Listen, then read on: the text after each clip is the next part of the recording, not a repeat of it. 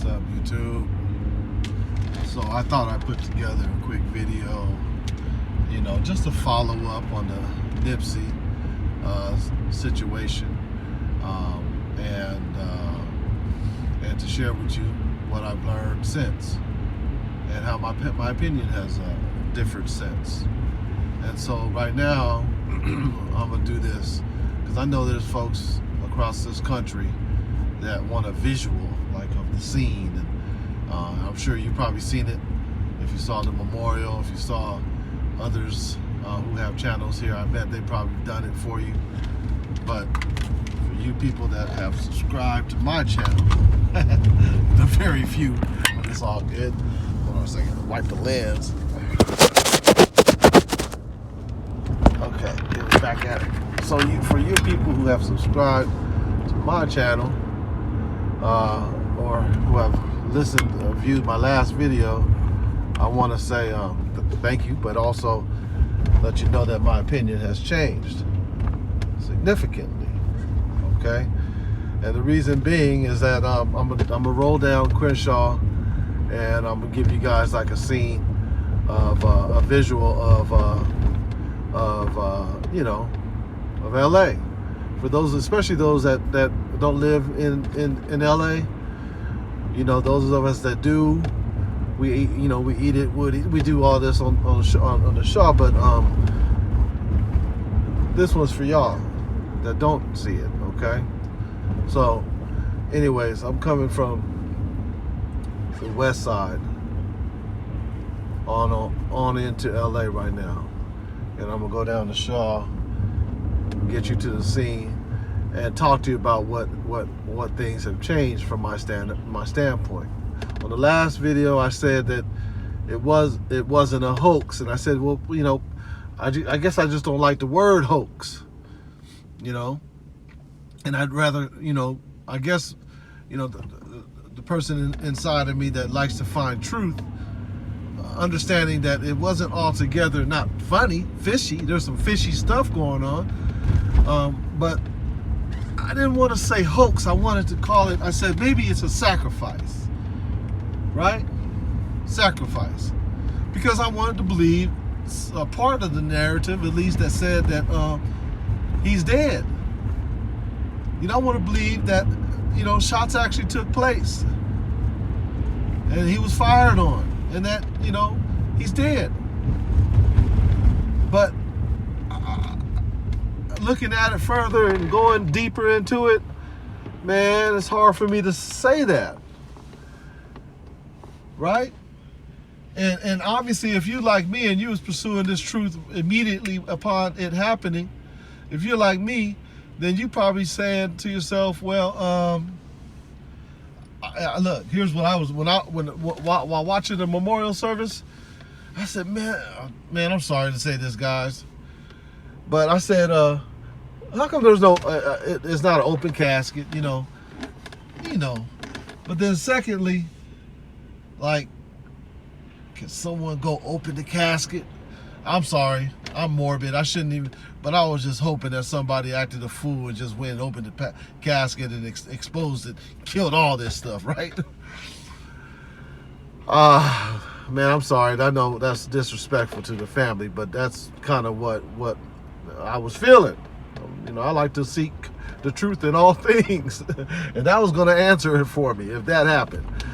Because that didn't happen, now we're in a position where it's becoming, a conspiracy, and that's what I didn't want to see, because then, what happens is the masses, okay, period, the masses already know. They already know the narrative. They already know what happened. They're not looking at it any further than when it falls off the media radar. And the memorial service was huge. And I'm going to be honest with you. I'm a little bit worried or concerned or questioned, leery about how hard this cat's life bubbled up, like how major it got so quick. Man, it's quick, and I've seen it even in my own circle of people, right? It's the power of the media. They made this thing bubble up so quick and beyond, like, and look, no disrespect to Nip and the hood and everything he was doing, but it was more of a regional man. He touched a region, okay? And maybe he reached out to nations and there was tentacles out there, but this guy is now international hero.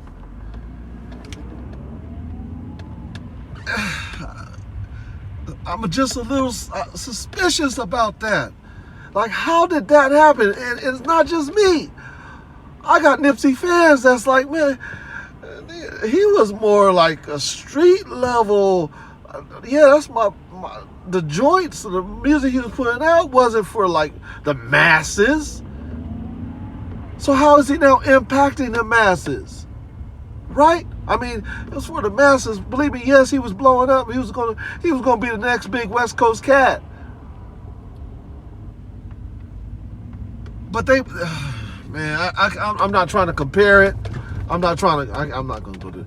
I'm not trying to like put it out there like, you know, measure his worth versus others. I can't do that. I'm not trying to do that. But the way that they made his stuff bubble up, I mean, I'm talking about several news stations following it live, right? Come on now. It's the kind of stuff they do for former President Bush.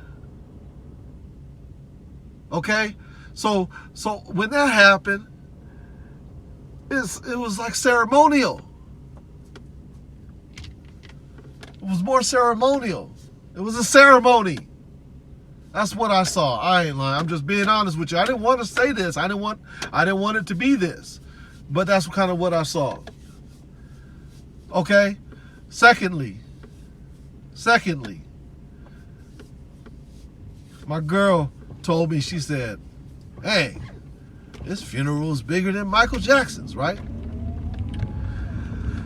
I said, okay, well, look, it was open to the public. Snap. Yeah, that's right. Michael Jackson's funeral was not open to the public. That's how it went down here in LA. And it happened in 20 minutes. The company that sells tickets for the Staples Centers put out the memo that they're going to give away free tickets to this event, but you had to be a California resident, and for each person, you got 4. Okay? Which meant if it sits 16,000, they only had to have so many people grabbing the tickets. I can see if they said each person gets 1 or each person gets 2, you know, but each person got 4. So they wanted it to go fast. Number 2, they also told you what route they're going to roll after the funeral. Now, I'm going to be honest with you. I've rode and followed and been to many funerals. It's always like a question. You just follow. You just follow. There goes Angela's funeral home right there. Right to your right. I'm sorry. I should have pointed that out. I'm sorry. I should have pointed out to y'all people that were watching. But anyways, you could reverse back, and that's where Angela's funeral home is. You know. Pretty much anyone black in LA, they handle it, you know, when you're major, they handling your services, okay? So, second point is, they gave everybody the route, put barricades up and everything. So, of course, you had cats sitting, waiting with bikes. I'm gonna follow this cat, right? You saw it. So, yeah, it was major, the announcement. So gave you a route. Gave you free tickets, right? Put together a beautiful program. All those things, tickets were being sold on OfferUp for $100 each. I looked, I saw them. I didn't even begin looking at what the programs or the what do they call it? The you know what I'm talking about, that they handed out at the funeral. obituaries. I can't imagine what those are going to be going for, as big as they bubbled this up. Anyways, that said, they wanted to make this as public as possible. And actually, and I want to say but they also really wanted to make it as global as possible. This was a global ceremony. And it made me look into it more and maybe ask more questions. Because, see, I'm a truth seeker by nature. And if I'm going to look into something, I'm going to seek the truth in it. And so here's what I found. Here's what I found. I got some questions. Okay? Okay, first question. How come there's no more video footage other than that one? Don't give me no excuses. How come there's no other video service footage other than that one, and that one being as grainy as it is? Grainy, filtered, whatever, grainy. It's horrible, man. One image in this high-def society where cameras are everywhere. You got one video image, and it's poor quality. Okay, and then that, not only of that, when you look at the attempts to save the life, the CPR and paramedics. It wasn't really paramedics. Well, maybe they're paramedics. I don't know. Whatever they were, crisis actor paramedics, whatever they were. Okay, they weren't even doing. I mean, CPR, and then the imagery on that was horrible. I mean, it was horrible. Right? And then, man, and then when you talk about, oh, wow, I got a revelation. I'll save that for another one. But, well, I'm saying right now. So then they flip, the body around, and you seeing the leg flex and bend and move fast. Like, wait a minute. That's not how a body moves that just been shot. Okay, yes, they're not, but not like how that thing. I know it's dead, quote unquote dead weight, but not like this. Believe me, trust me. When you look at it with different eyes, open, awakened eyes, you see like, that's not how a body moves. So my revelation I just got was, maybe he was shot, bam, bam, and because it's a production, they removed him and laid down the dummy corpse. And then that's what we saw from that point forward. And then it went back to, because, you don't know how long. There's some timeline questions, you know what I'm saying, as to when it actually supposedly happened versus when people got the news and, when Black Sam came and everything else. I'm saying there's some timeline questions, okay? And then there's some the production questions. This is Hollywood, and we could produce some stuff that makes you look at things like, wow, that really went down. There's no steady footage. There's no footage. And there's too many cameras in people's pockets, around the scene, in the stores, across the street. There's nothing that shows continual footage. See, this is the flat earther in me that's questioning these things. Okay? I'm not a flat earther, I'm a truth seeker, but I know the earth is flat. And how do I know that? Because I started looking at stuff with detail. For instance, no footage. There should be a continual shot. There should be some continual visual video data from the moment it happened to the moment he left. But we don't have that. Otherwise, there wouldn't be missing cars. There wouldn't be cars that are moving cars from a crime scene, right? There wouldn't be questions like, well, what happened to homegirl? How did she run out her car and come back in? And how come she don't got no questions? What's up with her? Who is she? Right? No names. What about the getaway driver? How come they questioned her? I watched the first 48. If you're a getaway driver, you going down just like he is. So they don't just let you go. No, sir. I know how it goes. Okay? Secondly,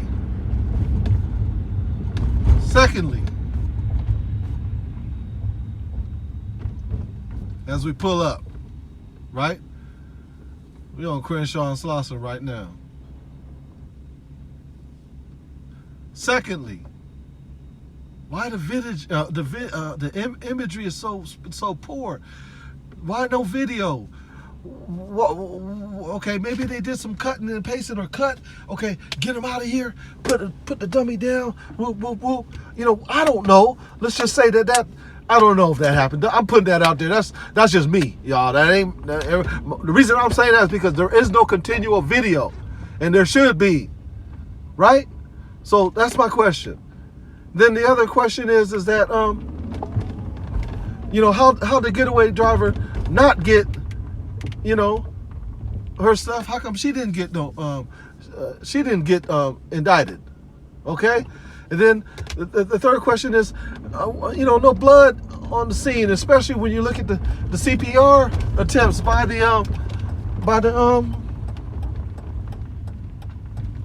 CPR attempts. Look at everybody still kind of paying their homage to him. It's crazy. I tell you what, I'll get out and shoot a little for y'all. Maybe. But look at this. Look at this, y'all. I'm over here rolling down Crenshaw, and this is like at 12. It's not even noon. What time is it? Oh, it's 11:30. Shit, I mean, now I'm on Slauson, but it ain't supposed to be like this. Like I said, okay, man, come on. That's a nice dopey. Come on, man. Anyways, continuing on, let me go back. So, I'm talking about the fact that the driver, I was left off at the CPR. The CPR videos. Come on, man. Those the ambulance or the firemen that were administering the CPR, he wasn't even making contact with the body. The body, man, I don't know, man. You know, there's so many questions. You know, it's obviously a hoax. I still don't understand the definition of hoax. I think it was more a Psy-Op. It was more a controlled event. There was definitely a narrative that was painted. There was definitely a plan and a strategy. There was definitely a ceremony and rituals. If you visit that, I mean, man, I'm so disappointed in I watched Snoop with new eyes, and he, you know, he said, man, it was 5 or 6 times. He said it was the 6th time. After the 6th time, he said, no, he said, was it 5 or 6? He said, yeah. And it was 6. And then he said, and then let me just be politically correct, the 6th time, right? So he said 666 3 times, 666. But here's the other part. Let me be politically correct, because I'm gonna have to do what they tell me to do. So there you go. I gave it to you, right?